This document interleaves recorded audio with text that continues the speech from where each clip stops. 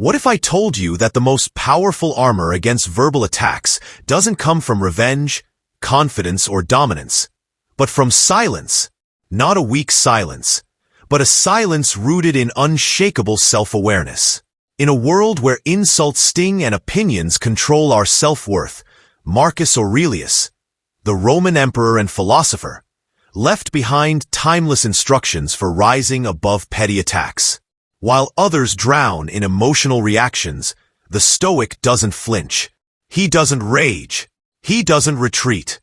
He simply doesn't react, because his self is not for others to control. Today, insults come fast and loud. On social media, in workplaces, within relationships. The moment someone says, "You're weak," "You're wrong," or "You'll never make it," we feel the heat rise. Why? Because part of us believes it. And when we believe it, we hand over our power. But what if there was a way to become completely immune? Not just to insults, but to the emotional hijacking that follows. That's exactly what Marcus Aurelius figured out 2,000 years ago. This video isn't about self-help cliches. It's about mental training. Drawing from Stoic philosophy, especially the writings of Marcus Aurelius, we're going to explore the mindsets, daily disciplines, and sharp perspectives that allow a person to rise above slander, gossip, disrespect, and remain unmoved. You'll learn the Stoic method of emotional sovereignty, the real reasons insults land so hard, and most importantly, how to build an inner fortress so strong that no insult can break through. By the end of this video, you won't just understand insults differently. You'll see them as irrelevant. Because when you truly become immune, it's not because you don't hear them. It's because they no longer have meaning. Why insults hurt? The psychology behind reaction. Insults sting because they sneak past the rational mind and stab straight into the heart of identity. At their core, insults challenge who we think we are. Or worse, they confirm our hidden fears about who we might be.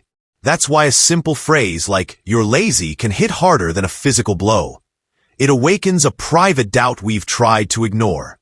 Psychologically, humans are wired to respond to social threats. In ancient tribal times, being excluded from the group meant death.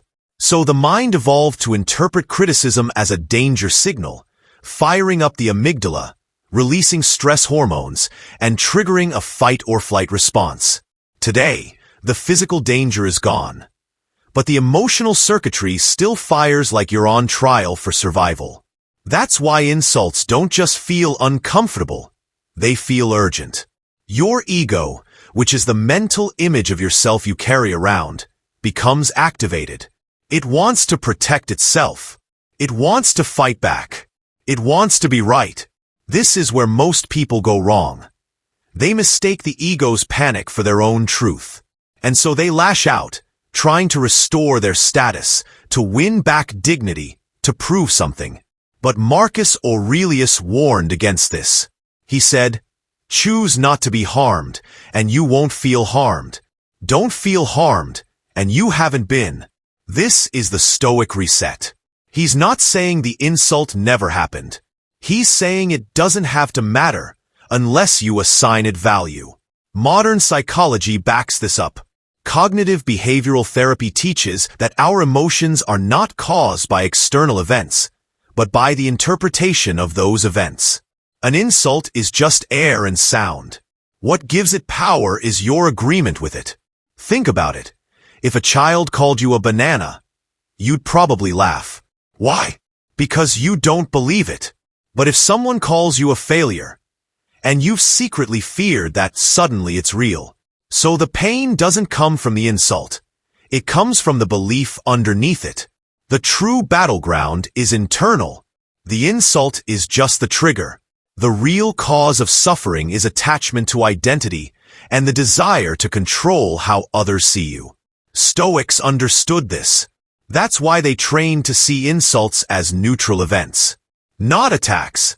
Not truths. Just opinions floating in the air. Marcus Aurelius believed that our reaction is always a choice.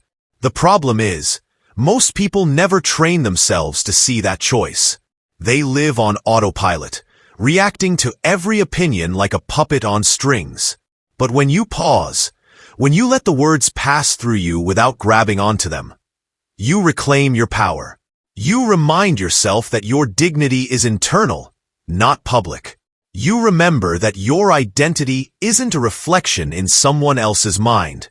It's a posture of the soul. That's the psychological breakthrough. Realizing that insults only sting when they echo insecurities. Remove the insecurity, and the insult dies in silence. The Stoic Playbook. Marcus Aurelius on handling criticism. Marcus Aurelius didn't just rule an empire. He ruled his emotions. And nowhere is his mastery more evident than in his calm, calculated responses to insult, slander, and disrespect. In his private journal, later titled Meditations, he wrote not as an emperor preaching to others, but as a man disciplining himself. If someone can prove me wrong, he wrote, and show me my mistake or any thought or action of mine that is incorrect, I shall gladly change. I seek the truth, which never harmed anyone. That right there is the Stoic superpower. Seeing criticism not as an attack, but as an opportunity. If it's true, use it to grow. If it's false, discard it without anger. In both cases, you remain calm. The first rule in the Stoic Playbook is this: don't take insults personally, because they're never really about you. The Stoics believe that people's words reveal more about their own inner state than they do about the target. If someone insults you, they are often projecting pain, envy, or insecurity. Marcus Aurelius reminded himself daily, you always own the option of having no opinion. There is never a need to get worked up or to trouble your soul. That's the second rule. You don't need an opinion about everything. When insulted, you can simply let the words pass. You can say nothing. You can remain still. This is not weakness, it's power. Most people are slaves to their emotional reflexes. They must respond. They must argue. They must defend. But the Stoic chooses to observe, to pause, to reflect. The third rule is to examine the insult rationally. Ask, is it true? If yes, then thank your enemy. They did you a favor. If it's not true, why be disturbed by what has no weight? This mindset creates a psychological fortress. It disconnects ego from reality. Marcus often reminded himself that external things are not within our control. Only our judgment of them is. When you take ownership of your perception, you stop giving away your peace. The fourth rule is to practice empathy toward the insulter. This may sound soft, but it's deeply Stoic. Marcus wrote, whenever you are offended, remember this: you're complicit in taking offense. He believed that understanding human nature was essential. If someone insults you, they are acting from ignorance or weakness. Why respond with anger? You wouldn't rage at a blind man for stepping on your foot.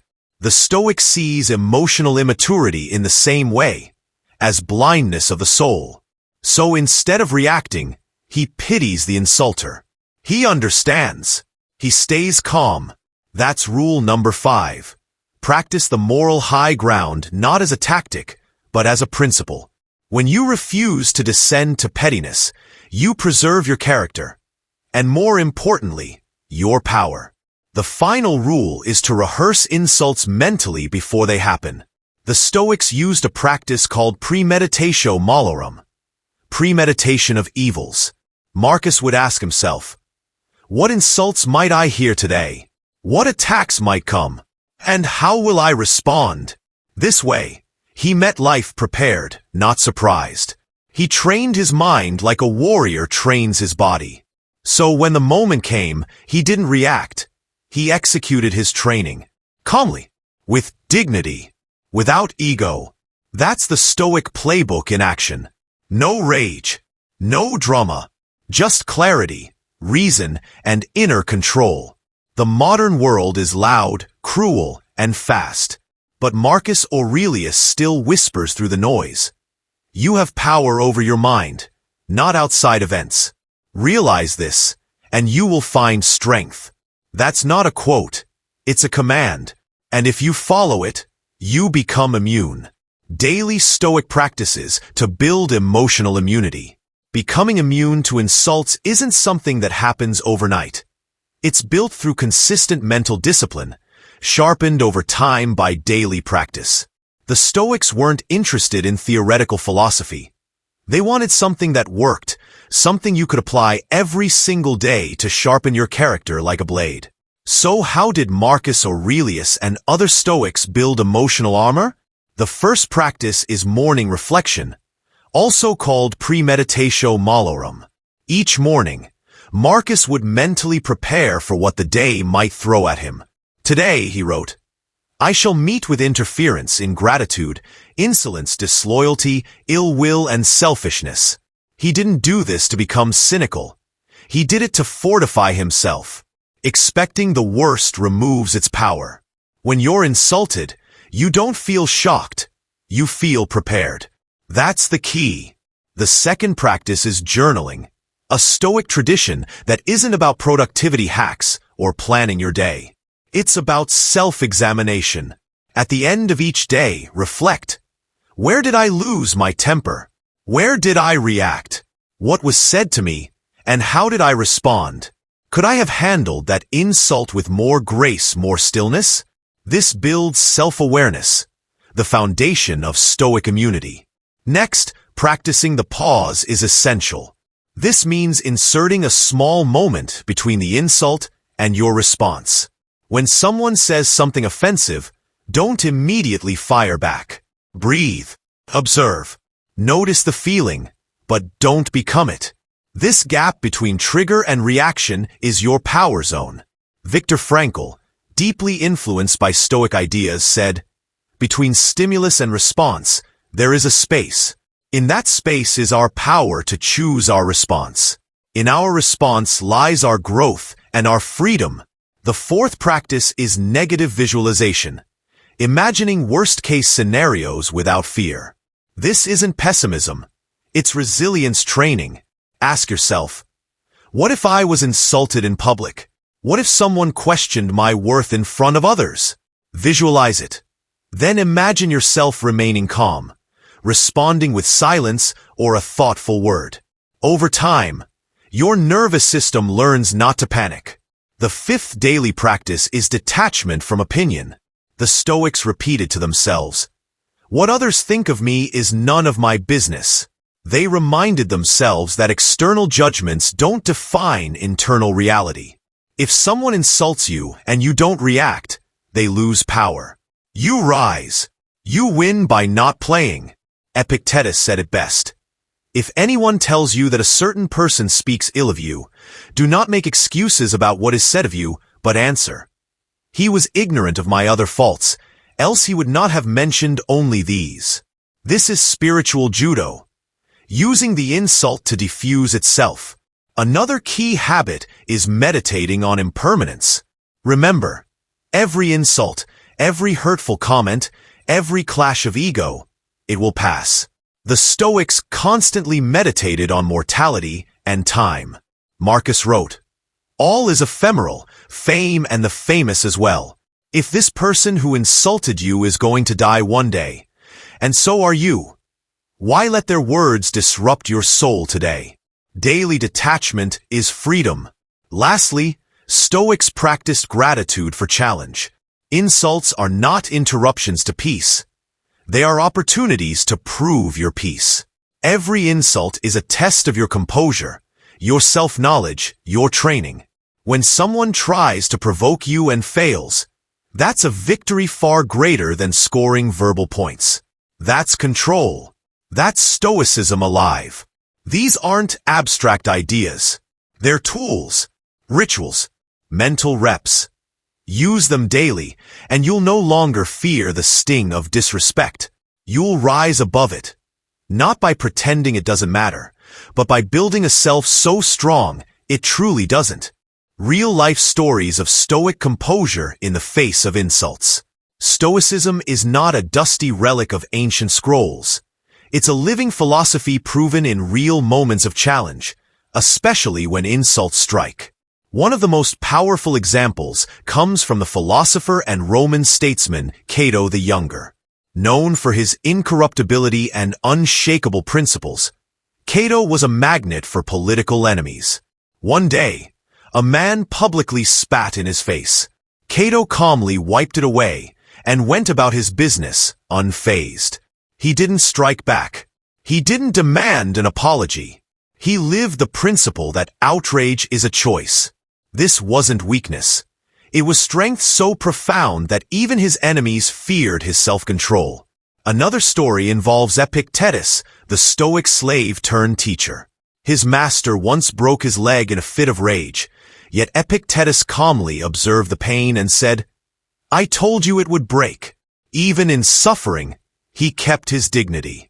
He had already trained his mind to separate what was within his control, his reaction, from what was not, his master's cruelty. In modern times, we see echoes of this Stoic strength.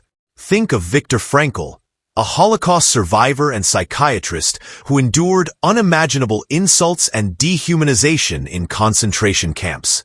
Inspired by Stoic thought, he realized that no one could steal his inner freedom unless he gave it away.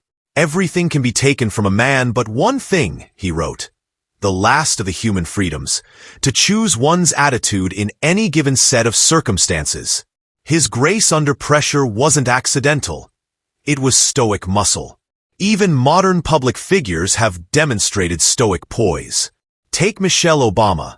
When publicly insulted and dehumanized during political campaigns, she responded with the mantra, "When they go low, we go high." Whether or not she studied the Stoics, her response echoed their essence.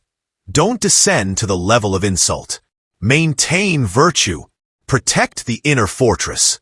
And then there's Marcus Aurelius himself, who led during plagues, betrayal, and military upheaval. Surrounded by sycophants and critics alike. He once said, "The best revenge is to be unlike him who performed the injury." Marcus had the power to crush his critics, but his greatness lay in restraint. He wrote not to impress others, but to instruct himself. His life was his message. Even when enemies mocked him, he responded with logic, not fury, with virtue, not vengeance. These examples, ancient and modern, prove one timeless truth. Insults only destroy those who hand over their power. Those who stand firm, who refuse to let words infect their peace, rise above the noise. Stoic composure isn't passive, it's active strength. It's training the mind like a soldier trains for war. So when the insult comes, you don't collapse. You demonstrate your discipline. That's what Stoicism gives. Not immunity from insult, but immunity from being ruled by it. And that power, once built, can never be stolen, only given away. Conclusion and final call to action. In a world addicted to outrage, quick tempers, and emotional reactions, the ability to remain calm under pressure isn't just rare, it's revolutionary. The Stoics didn't offer magic. They didn't promise a life free of insult, judgment, or hardship. What they gave us was far more powerful. A mindset that makes you mentally untouchable. Marcus Aurelius, Epictetus, and Seneca showed that insult loses its sting when the self is strong. When your identity isn't fragile. When you don't hand your peace to every fool with an opinion. They taught us that the greatest strength isn't shouting louder. It's standing still, unshaken, unmoved. This isn't weakness. It's mastery. Because if someone else can control your emotions, they control you. But if you can pause, breathe, and choose your response, you are free. And that's the point. Freedom. Not political freedom, but inner freedom. The kind that can't be taken, only surrendered. And once you stop surrendering it to insults, you begin to live above the noise. So, here's your challenge. For the next 7 days, when someone says something disrespectful, or posts something online that provokes you, pause. Just pause. Say nothing. Let it pass like wind. And in that silence, you'll hear something powerful. Your own strength growing. That is Stoicism alive. That is the mindset of Marcus Aurelius in your bones. If this message struck something deep in you, don't just nod. Apply it, practice it, and share it, because the world doesn't need more noise. It needs more strength, more stillness, more people who don't flinch when insulted, but rise calmly, live wisely, and walk with power. Shield, now it's your turn. If you found value in this video, hit like to support Stoic wisdom in the algorithm. Click subscribe to join a growing community of modern-day warriors practicing ancient strength. And drop a comment below. What's the harshest insult you've overcome without reacting? Your story might inspire someone else to stay calm when it matters most. Thanks for watching. Remember, your reaction is your power. Never give it away.